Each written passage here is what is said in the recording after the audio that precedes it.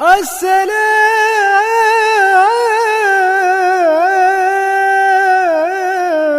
علیکم۔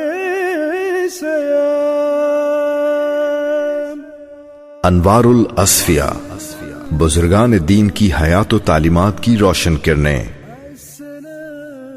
حضرت میاں شیر محمد رحمۃ اللہ علیہ شرق پوری۔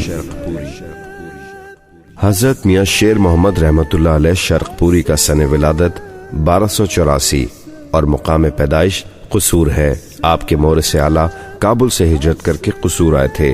خوشنویسی آپ کا آبائی پیشہ تھا، چنانچہ آپ نے بھی وہی پیشہ اختیار کیا، مگر آپ کا رجحان زہد و تقوی اور تصوف کی طرف زیادہ تھا، اس لیے جلد ہی اس راہ پر چل پڑے۔ بزرگوں کی صحبت سے فیضیاب ہوئے، اور جب آپ کے کمالات کی شہرت ہونے لگی تو لوگ بیعت کے لیے آنے لگے۔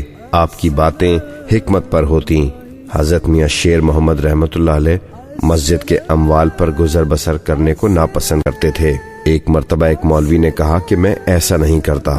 آپ نے دریافت فرمایا کہ پھر گزر بسر کیسے ہوتی ہے؟ اس نے کہا ایک حاجی صاحب نے خرچ مقرر کر دیا ہے۔ آپ نے فرمایا ایک ہی بات ہے، یہ بھی مسجد کا مال ہے۔ ایک مرتبہ ایک شخص نے شکوہ کیا کہ مسجدیں زیادہ ہیں، نمازی کم ہیں، تو حضرت میاں شیر محمد رحمۃ اللہ علیہ شرق پوری نے جواب دیا کہ شکوہ کرنے کا کیا فائدہ، لوگوں کو نماز بجماعت کی تلقین کرو تو بات ہے۔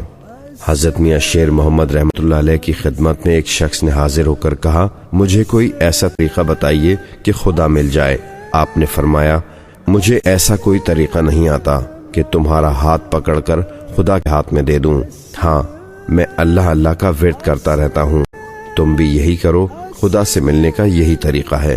ایک شخص نے آپ کا شجرہ نسب پوچھا تو فرمایا میرا تو ایک ہی شجرہ ہے، لا الہ الا اللہ محمد الرسول اللہ، اور کسی شجرے کی ضرورت نہیں۔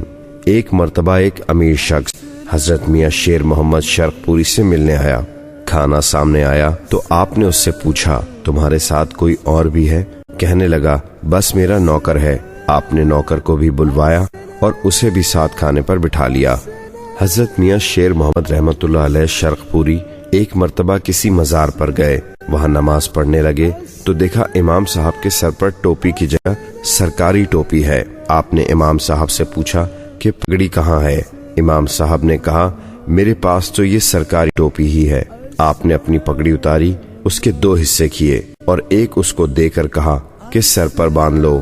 ایک شخص آپ سے چلہ کشی کی اجازت چاہی تو فرمایا میں چلہ کشی نہیں کرتا، نہ ہی کسی کو اجازت دے سکتا ہوں۔ غرض حضرت میاں شیر محمد رحمۃ اللہ علیہ شرق پوری کی ہر بات نصیحت آموز ہوتی۔ آپ کی وفات کا سن 1347 ہجری ہے۔ السلام علیکم۔